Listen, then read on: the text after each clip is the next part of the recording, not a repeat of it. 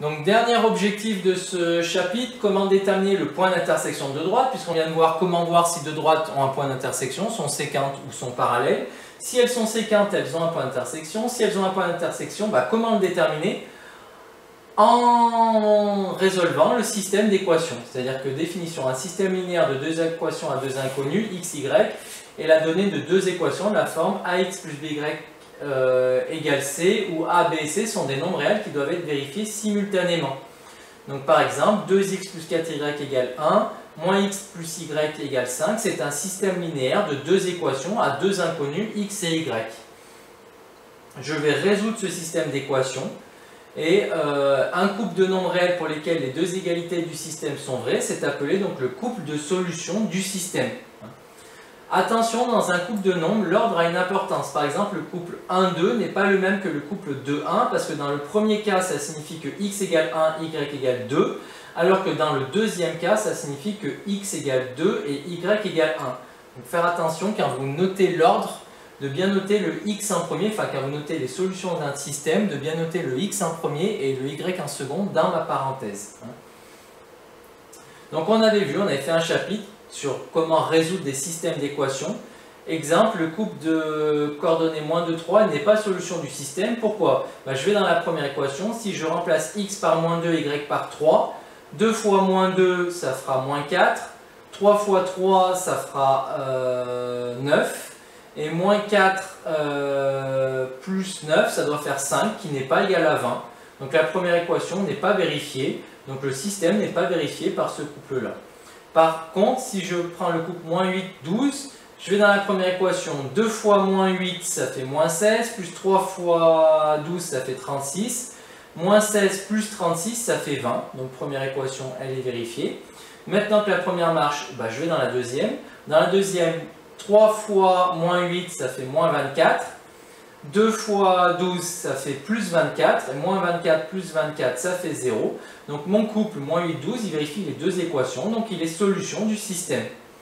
Les méthodes de résolution de systèmes linéaires, par substitution et par combinaison linéaire, on avait fait un chapitre là-dessus. Donc je vous encourage à bien aller réviser ce chapitre pour vous rafraîchir la mémoire sur comment résoudre facilement un système de deux équations à deux inconnus. On avait vu qu'à ce moment-là, il y a trois possibilités. Ou bien le système admet une unique solution, un unique couple de solutions, ou bien il y a une infinité de solutions quand on tombait sur des égalités du type 2 égale 2, 8 égale 8, alors c'est qu'il y avait une infinité de solutions, ou bien il n'y a pas de solution, si on tombait sur une égalité du type 0 égale 8, ou 8 égale 12, sur une absurdité, alors il n'y avait pas de solution. Donc pour un système, trois possibilités, soit j'ai une solution, dans 90 à 95% des cas, soit j'ai pas de solution, soit j'ai une infinité de solutions. Et en fait, ça va se relier à des droites. Parce que, par exemple, ça, je pourrais déterminer que c'est l'équation cartésienne d'une droite. Faites passer le 1 à gauche, ça vous fera 2x plus 4y moins 1 égale 0. Ici, même chose, faites passer le 5 à gauche, ça vous ferait moins x plus y moins 5 égale 0. Donc ça représente deux droites. Ce système va donc chercher l'intersection entre deux droites. Et on a vu, sur le paragraphe d'avant, qu'il y avait trois possibilités. Soit ces deux droites, elles ont un point d'intersection, donc il y a une unique solution à mon système d'équations. Soit elles sont parallèles, donc il n'y a pas de point d'intersection, c'est le troisième point, aucune solution. Soit elles sont confondues, à ce moment-là, il y a une infinité de solutions. Donc cette propriété traduit le fait que deux droites ont soit 0, 1 ou une infinité de points communs. Et donc propriété, si deux droites sont séquentes, alors les coordonnées de l'unique point d'intersection de ces deux droites vérifient simultanément les équations de ces deux droites. Donc un exemple, si je veux chercher les droites D1 et D2, donc D1 d'équation 2x-3 et D2 d'équation moins 2x-7, elles sont séquentes. En effet, elles n'ont pas le même coefficient d'électeur. Donc on a vu un peu plus haut, si des droites ont des coefficients d'électeurs différents, c'est qu'elles sont séquentes. Et à ce moment-là, elles ont un point d'intersection, et donc le point d'intersection, il aurait pour coordonnées moins 1, moins 5. En effet, je vais dans la première équation, si je remplace x par moins 1, 2 fois moins 1, moins 2, moins 3, ça fait moins 5. Donc le point P de coordonnées moins 1, moins 5, il appartient à D1, mais il appartient aussi à D2. parce que si je vais dans D2 que je remplace x par moins 1, moins 2 fois moins 1 ça fait 2, 2 moins 7 ça fait moins 5, donc le point il appartient bien à D2. Alors là vous allez me dire oui mais du coup c'est très bien, j'ai trouvé le point d'intersection parce qu'on me l'a donné. J'ai simplement vérifié qu'il appartenait bien aux deux droites, c'est le cas, donc j'ai trouvé le point d'intersection. Comment le retrouver maintenant par le calcul? Par le calcul, regardez, il faudrait résoudre donc, le système d'équation 2x moins 3, y égale 2x moins 3, c'est la première droite, y égale moins 2x moins 7, c'est la deuxième droite. Ce système, il est facile à résoudre parce qu'il se prête déjà à une substitution. Je vous rappelle le principe de la substitution, je vais vous faire un exemple après, je vais vous refaire un exemple après. La substitution, c'est que j'isole une variable et je la remplace dans l'autre équation par son expression. Mais ici, les deux variables sont déjà isolées. J'ai déjà y égale. Donc si les deux y sont égaux à 2x moins 3 et moins 2x moins 7, ça veut dire que 2x moins 3 égale moins 2x moins 7.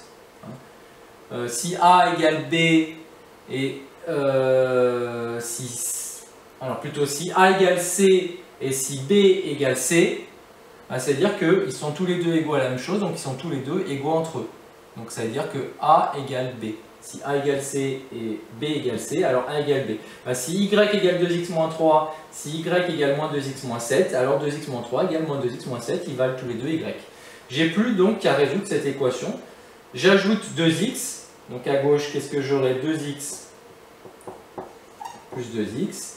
Je me débarrasse du moins 3, donc j'ajoute 3 cette fois-ci à droite, donc moins 7 plus 3. Je résous ça comme une équation classique. 2x plus 2x, ça fait 4x. Moins 7 plus 3, ça doit faire moins 4. Et je divise par 4 pour avoir x tout seul. Moins 4 divisé par 4, ça fera moins 1. Et maintenant que j'ai trouvé x, si je veux y, je vais dans n'importe quelle équation, je remplace x par 1. 2 fois 1, 2. 2 moins 3, moins 1. Donc mon couple solution du système, c'est bien le point P qui a pour coordonnées x égale moins 1 et y. J'ai dû me tromper dans mon calcul, oui, parce que on a trouvé x égale moins 1, donc 2 fois moins 1, ça fait moins 2.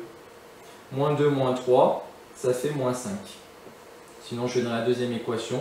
Moins 2 fois moins 1, ça fait plus 2 moins 7, ça fait moins 5 aussi. Donc dans les deux cas, et c'est logique, on trouve bien y égale moins 5. Donc le point P de coordonnées moins 1, moins 5, et la solution du système. Donc voilà, ici. Et dans ce cas-là, un cas encore plus simple, les droites D3 d'équation 2x plus 3 et D4 d'équation x égale 3, elles sont séquentes. Parce que j'ai une non parallèle à l'axe des ordonnées, équation réduite de droite, et une x égale 3, droite verticale parallèle à l'axe des ordonnées. Et si je veux trouver leur point d'intersection, c'est assez simple. Vu que je sais que x égale 3, je vais dans la première équation et je remplace x par 3. Donc ça fait 2 fois 3, 6, plus 3, 9. Donc les coordonnées du point d'intersection, c'est 3, 9. Parce qu'il faut à tout prix que x égale 3. Pour que j'appartienne à la droite D4, il faut à tout prix que x soit égal à 3. Donc j'avais déjà l'abscisse de mon point. Pour trouver son ordonnée, je suis allé dans la première équation, j'ai remplacé x par 3 et j'ai trouvé comme ordonnée 9. Donc ça veut dire que le point Q de coordonnée 3, 9 appartient à la droite. Voilà, je voulais vous faire un petit rappel sur les systèmes. Voilà, comment par exemple résoudre ce système-là? 2x plus 4y égale 1, moins x plus y égale 5. Si vous avez oublié, je vous rappelle, donc je vais vous rappeler, il y a deux méthodes, la substitution et la combinaison linéaire. Commençons par exemple par la substitution. Le principe de la substitution, je vous l'ai dit, c'est d'isoler une variable. Donc là, par exemple, je peux très bien isoler y. Donc là, ma deuxième équation, si j'isole mon y, donc il faut que j'ajoute x, elle deviendrait y égale 5 plus x. Donc là, j'ai substitué, je sais que je peux remplacer y par 5 plus x.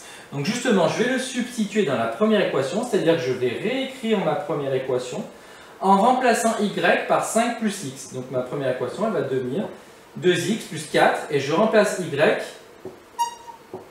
je substitue par 5 plus x. L'avantage de cette méthode, enfin le principe de cette méthode, c'est que maintenant j'ai une équation à une inconnue, que je sais donc résoudre.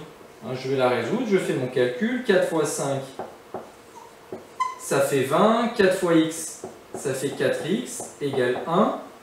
4x plus 2x, ça fait 6x. De l'autre côté, je fais passer, donc j'enlève 20, 1 moins 20,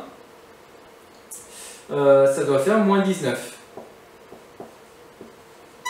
Et donc x égale moins 19 divisé par 6. Et maintenant que j'ai trouvé la valeur de x, pour avoir la valeur de y, bah je sais que y c'est 5 plus x. Donc y, ça serait 5 plus moins 19 sur 6. Mais 5, si je le mets sur 6, ça fait 30 sur 6, moins 19 sur 6.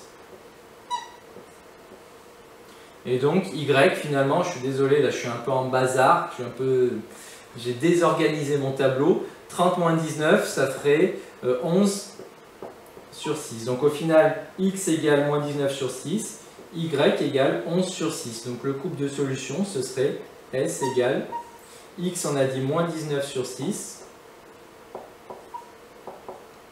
y égale 11 sixièmes. Voilà, désolé pour le tableau un petit peu désorganisé. J'espère que vous avez quand même réussi à suivre. Voilà comment je trouverai le couple de solutions de ce système en utilisant une substitution. Si maintenant je veux utiliser une combinaison linéaire, donc substitution, on a dit on isole une variable, une fois qu'on l'a isolée, on va dans l'autre équation, on la remplace. J'ai une équation et une inconnue, je résous, je trouve la première inconnue, une fois que j'ai trouvé la première, je trouve facilement la deuxième. Maintenant, la combinaison linéaire, un peu moins simple au début, mais si vous savez la manière, en général, beaucoup plus rapide. Le principe de la combinaison linéaire, je multiplie une des deux lignes par un coefficient bien choisi pour pouvoir ensuite annuler une variable. Illustration, je vais multiplier, je ne vais pas toucher la première ligne, 2x plus 4y égale 1. Par contre, je vais multiplier la deuxième ligne par 2. Ça devient donc moins 2x plus 2y égale 5 fois 2, 10. Donc là, j'ai un nouveau système. Et maintenant, j'ai plus qu'à ajouter ou retrancher les lignes pour annuler une des variables. Là, qu'est-ce qu'il faut faire?